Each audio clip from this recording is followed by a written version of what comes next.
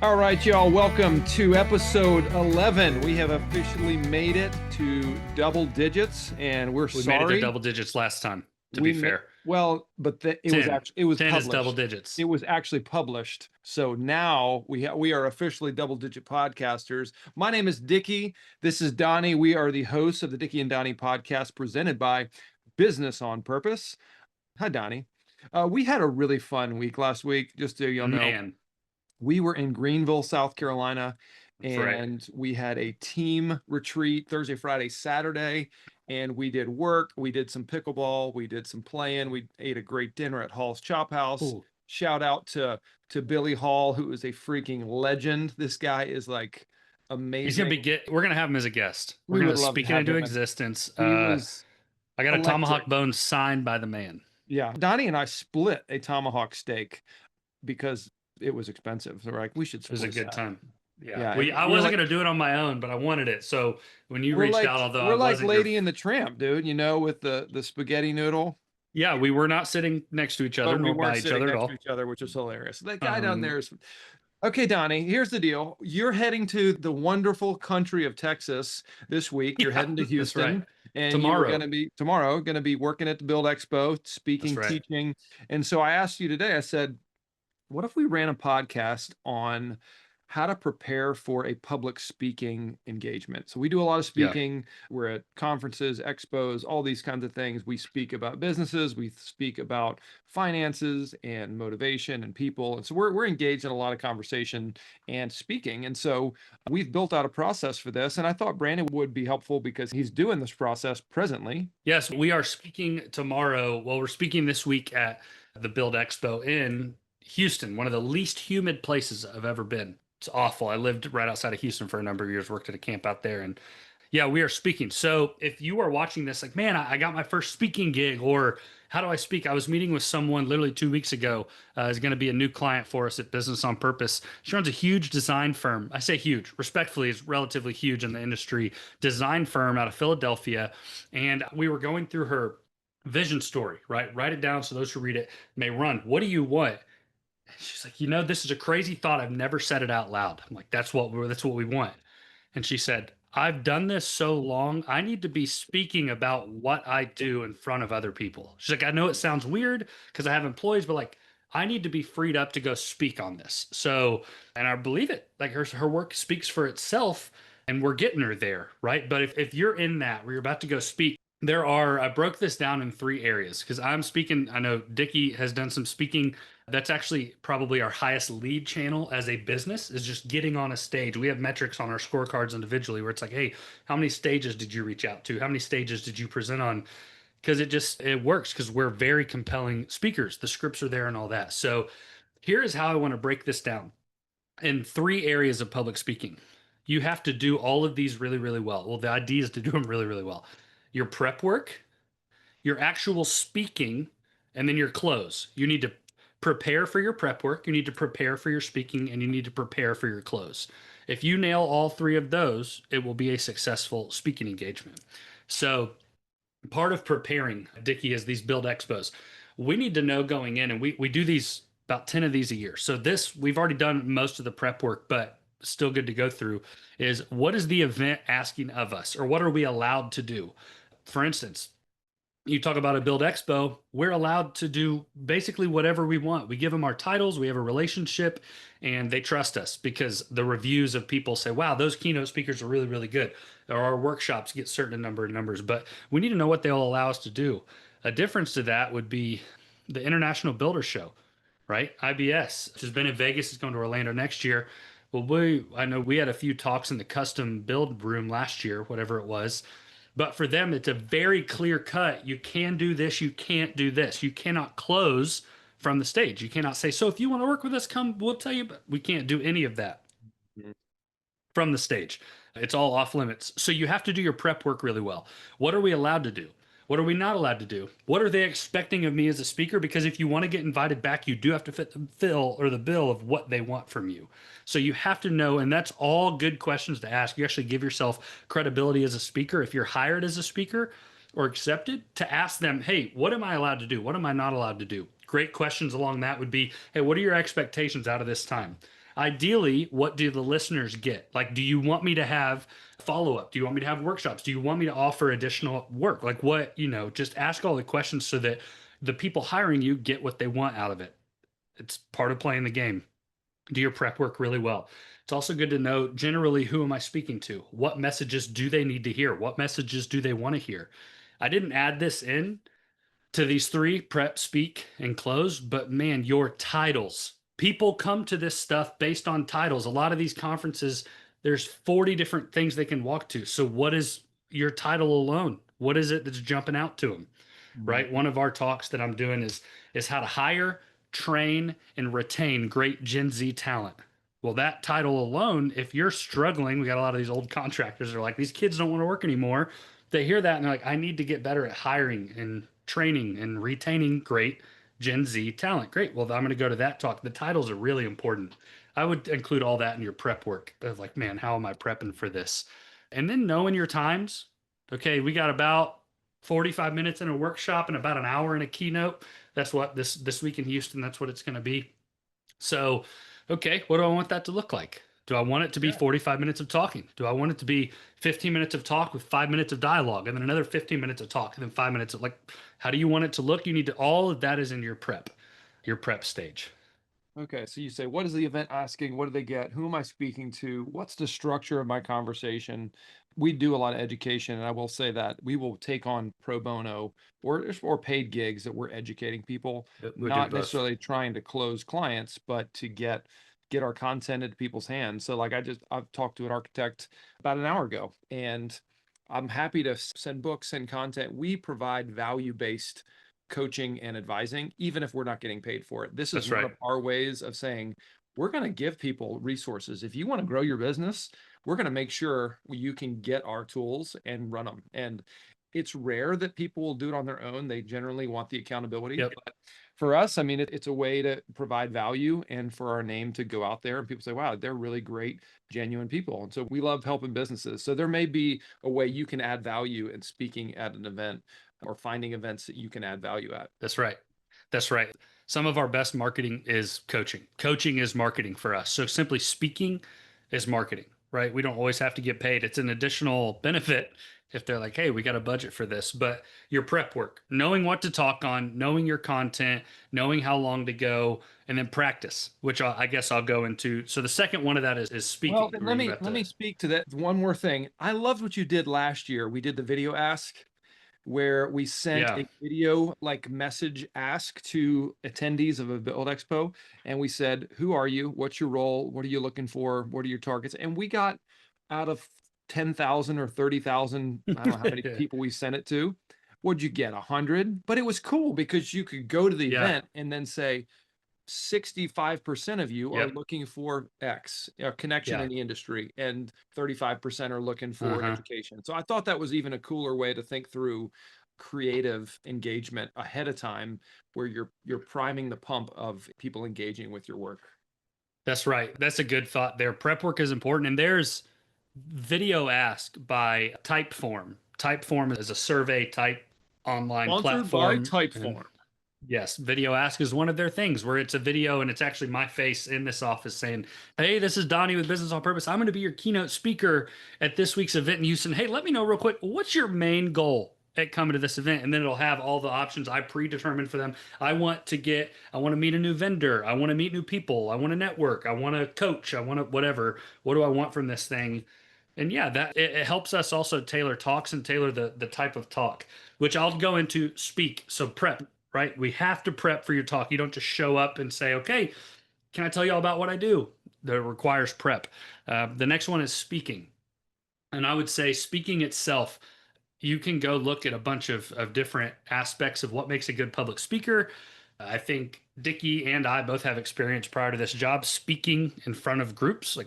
There's not a lot of stage fear or fright or going on. So that's helpful. It doesn't mean we're great, but it helps. BOP typically hires people from a background of speaking in a way. So I think it's a relative sweet spot for a lot of us where that's not the issue with the speaking. It could be other things, but it's not Just the fright piece of it. The issue, not the actual mouth moving, but yeah. Correct. Our mouths move. They move. dance. The brain like cells a beatboxer. barely move, but yeah. Yes. But within the speaking, like for us, we have all of our talks written word for word. One of our core values, 85-15. That's probably about what it is. I don't say them all word for word. And I like, no, if there's an ad lib, I'll give it. Or this I'll say in speaking, we do this a ton when we're at these. We're there 15 minutes early. We got some music playing, try to look different than the other speakers, right? And then people start sitting down. We'll go up and meet them, shake their hand. Hey, I'm Donnie. What's your name? Oh, I'm so and so. What do you do? Oh, I'm a roofer out of North Houston. You're like, really? How many employees? I got 7 employees. And in our head, it's like, okay, so at least one guy in this whole area is an ideal client, right? And you're just starting to get all the pieces, and you go around and so and so over there is like, hey, I'm a project manager. My owner sent me here to learn something new. And you're like, okay, that's awesome. I'm glad you're here. Not an ideal client because we don't work with project managers. We work with owners. So, okay. And you start taking it in, and it just lets you tailor parts of your talk. So if I had that, let's say that, what did I say, roofer? Let's say I had that roofer in my group. Well, when I'm giving a talk, if I'm giving a random example of a business, I'm going to say, let's say I'm a roofer. I own a roofing company with about 7 employees. Well, my script might say a gutter company with 12 employees. Well, there's someone in the crowd that's an ideal client. I'm going to now tailor that portion of my talk Is to Scott fit going to Houston? that. He is. He Dot. is. Yeah. Dot BB. Dot BB. Yeah. That's funny. Thank you. Dot BB. Dot is really good at this. Like Very. he will be It's in where a I room, learned it. It's meet where I 8 learned to it. 10 people, and then he'll be like, you know what? I was just talking to old Tony over there. Y'all know Tony? You have to go talk to Tony, and then he runs this whole thing. Dot's incredible at it. It's really cool. I guess this is why we're doing the podcast. I was gonna hold what I was gonna say, but I'm not going to. If we're one of the coaches, so me, DJ, TJ, DJ, and Dot are all going out to Houston tomorrow, and we're gonna be there. And I'm doing one workshop in keynote, and Dot is doing one workshop and one keynote. And My brain just exploded, bro. He uses so many D's. I was just like, where is he going with this? you got me. You followed, right? I didn't do that. I've done 4 hours of coaching today before this, and we have another. Like I'm blacked out too. Oh, I digress. What's wrong? Oh, baby. Everything's perfect. This is great. Okay, great. This is what So I'm we're here going for. out, and if Scott's speaking, even the way he communicates to us, because we're all meeting people. There's 3 of us going. All 3 of us are meeting people in the crowd. Well, when Dot says, "Hey, so and so over here," both both DJ and I know, okay, like watch that guy, right? If you have other people going with you, and I'd recommend if you're speaking and you can bring someone else with you, like have them help work the room, because like when I first started at BOP, I was not speaking. I was going to these events and I was not speaking. And I knew that when Scott would say, hey, you could be like Jeremy in the back that owns a contracting company, and Scott would basically give me the information of that company from the stage, and that guy thinks he's talking, but that lets me know as somebody like that's someone we're chasing after, right? And you just watch, and this is all a part of speaking. While you're speaking, because you have your script word for word, you have your slides already created. That way, it's easy. Like the speaking is the least of our worries when we're speaking. You're trying to read all the non-variables or the variables, and while you're speaking, you look for the people that look like clients of ours. And I don't say look like you can just tell a business owner, and they have and they're taking notes. They're not sitting there with a bag of stress balls and hard hats. Like, no, business owners typically don't come to conferences to get the stuff. They want the info. So they're there with a notepad and a work bag. And you're like, okay, I see that. And as you're talking, you see people shaking their heads, and we'll make some like snarky responses of like, and that's why you get home and you're so tired you can't even talk to your wife. And then you hear the wives like elbow their husband, and you're like, okay, pay attention. Like we're reading all of those pieces. That's all a part of speaking. It's not just communicating your content, although that's part of it. But if you've prepped well enough, then communicating the content, although on the front of your mind is not the only thing on the front of your mind, you're also looking for all the things in the crowd. You're looking for the guy that was at the workshop that came back to the keynote. And you're like, whew, okay, there's something that triggered him in the first one to make him say, I want more of this. Well, I love that speaking is not a monologue. It's not like you're just, speaking at people. You're communicating with them, and so you're Yeah. like I value authenticity in speaking. I value engagement questions. So Mhm. that's my style, and I think that one thing I'd encourage y'all is find your style. And as you speak more and get more Yeah. opportunity, Scott speaks much more directly hard line than I Yeah. do. I'm going to be much more conversational and tell stories and go on rabbit trails, but we've got different ways we all communicate. And so speaking is about engaging, not about speaking at, it's communicating with and, and, Yeah. and bringing, I love how you said that. You're reading signals. You're figuring out, did that land? Did I lose people? Do I need to pivot into a different area? It's all part of speaking. Yeah, and if the prep is done well enough, you have the mental bandwidth to do that because you're not worried about what's my transition between point 4 and 5. If you've prepped well enough, you don't have to worry about that transition. It's going to happen. So it gives you the freedom to play within the barriers and the boundaries of your talk. I feel like the more prep you do, the wider your boundaries are. So you can dance a lot more within these boundaries if you've prepped really well. So we have prep, the speaking itself, which is not just communicating, but it's taking advantage of everything the room is giving you, which leads to the final one, which is closing. Now, some stages don't let you close. I was talking to a business owner 2 weeks ago. It might have been last week, doesn't matter. And she does events. And so it's kind of speaking, it's kind of not, but these events, she's like, I'm just not making any sales off of these events.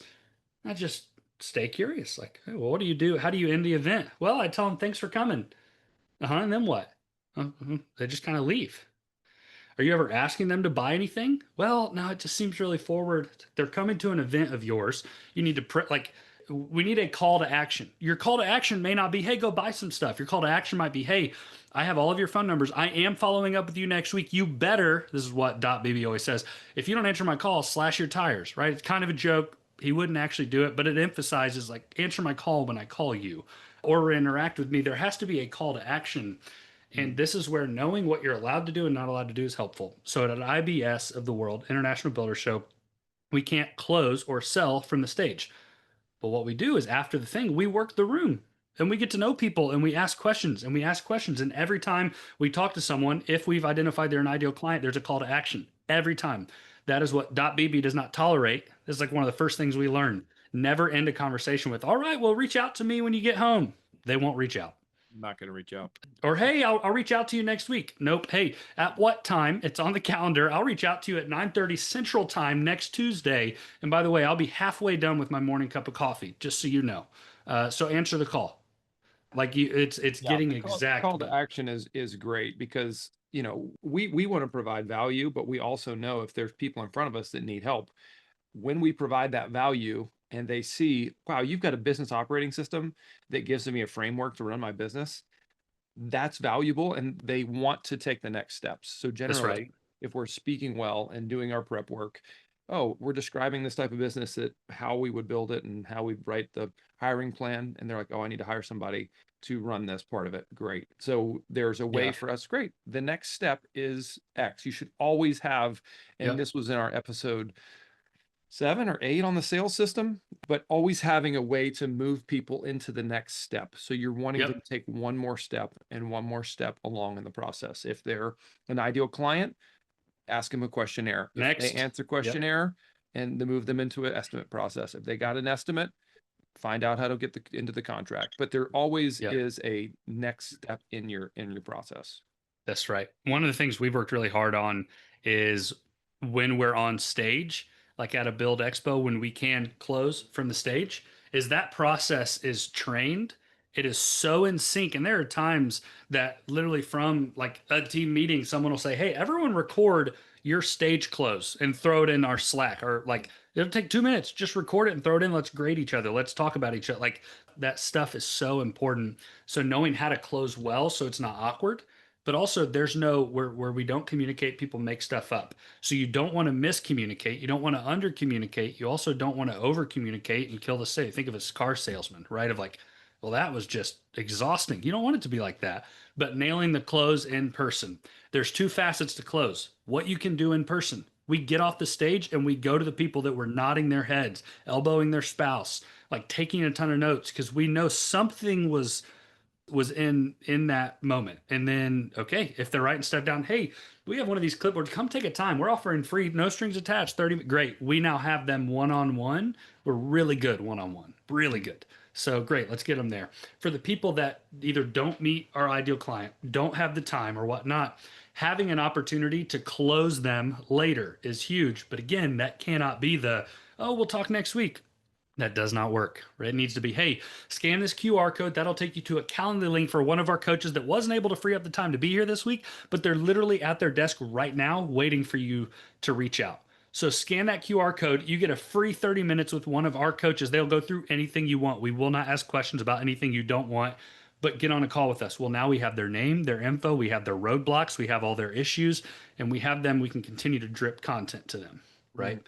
So, And I love that this is one facet of a system. So it's a marketing, sales, value, education providing system. We are teaching people how to run businesses. We're teaching them how to build great teams. This is one of our ways we do it is through speaking. So it fits into the culture. This is one of our processes we've written. I can show you our, our block process, our documents, all of our stuff. We've written it down and executed it. And so it's fresh for us. We trained on it. Well, if you have questions, I was going to say, I'm going to actually, for those of you that want to stick around, I'm going to share my screen real quick. When you talk about prep work, like this is what we have. So I'm doing the same talks I was in Dallas. So let's take my keynote in Dallas.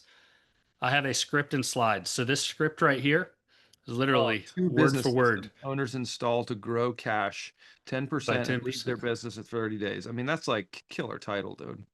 Yeah, it's great. And you walk down by the way, every time it's bold is when we change a slide. We make it real easy. And here's our slide deck and they all align.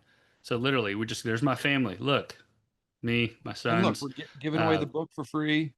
That's right. Like we have all of these things, but that is what being prepped looks like. So for instance, this was for Dallas, which was back in April. I'm going to Houston doing the same exact talks in Houston tomorrow.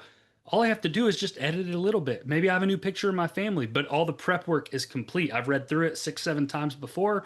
I'm gonna read through it on the plane. Like I'm prepping for this so that when I get there, I have a bigger margin to be able to dance based on what the needs of the room are. It's crucial. And I love that we, like I went to a bunch of Build Expos before I actually spoke at them. So like, what an encouragement to bring people along with you. One of my favorite, DJ, one of my favorite quotes is, if you want to go fast, go alone. If you want to go far, go together. Like the way to build a business is not by being solo and thinking you can speak at all the things, but we've got 8 or 9 coaches on our team that at the drop of a hat, I flew to Vegas, I booked a flight, flew to Vegas the next day because we had a bunch of family emergencies, and I'm out helping Thomas speak and do work at Vegas just because we needed to do it. So cross training your team, bringing people along with you, it's a huge part of this. Prep, speak, close, but bring somebody with you. Like engage your team and don't just make it a solo thing. That's so good. This is where I'll end it. I was at one of the conferences with a few of our team members. I won't name which one because I don't want anybody to backtrack on this. There were 2 other speakers at this conference. We were one of 3 keynotes. And I was talking to both of the other keynotes at different times and was like, so what do y'all get from this? Like, is this a huge thing for your business? Trying to like get a gauge of, I know about what we do. They've been really healthy for us. Like I think in Dallas, we got 4 clients out, like huge for us. And both of them said like, it's fine. It just, I don't know. I feel like we don't have as much momentum as we thought we would. And like, it's hard to like really follow up with everybody. None of them bring any members with them. They're both on their own. We have 3 people there and I didn't want them to feel bad. So it's like, yeah, same. Like we get a little bit, I didn't want to say like, well, these are great for us, but you just look at what they're saying versus who they're bringing and then how we perceive these. And we have 3 people there because that way we can actually manage the room. We can actually carry the bandwidth of what we want. So I do think the prep work and knowing what you want out of this is very important. So, and we bring the energy too. I mean, we're focused if I'm working, if I'm traveling, if I'm going to be away from my family, and take advantage of that time.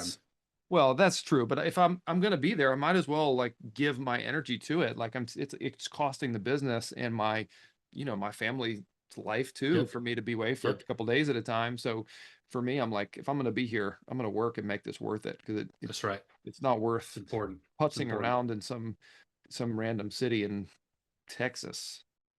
But you know what we do?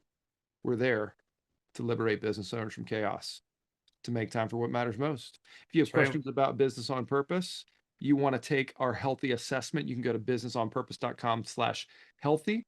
And we would be happy to talk you through what it means to build a business operating system that can run your business and grow with or without you, even if you want to take time away. So we've done that, and we're happy to talk more.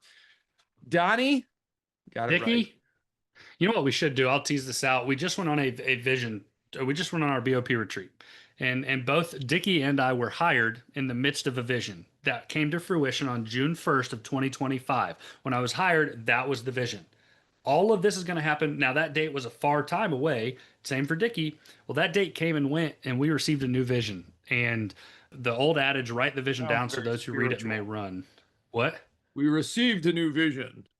Yes, the Lord came down and said, listen. He did not do that. BB came down and said, listen. And we did. And Yes. write the vision down so those who read it may run. We are excited to run towards this vision. We should do a podcast on that of how to do a retreat well and how to actually set vision, because I really do believe we're all ready to run towards this thing. And it's really cool. But we're thankful that you listen. I'm thankful to not be called an S10 once in this podcast. I learned my lesson. If this podcast were a CIA document, the entire thing would probably be redacted because of the amount That's of the best way to explain this podcast. That is the best way to explain this whole podcast, is if it were a CIA document, it'd be redacted. If we were trying to distill this down, oh man. Well, Donnie, it's always great to see you. I'll see you in 38 minutes. Okay. For our coaches call. Yeah, that's right. If you're listening, thank you, Devin. Shout out Devin. Much love to our editor. All right. Later, bro. See you.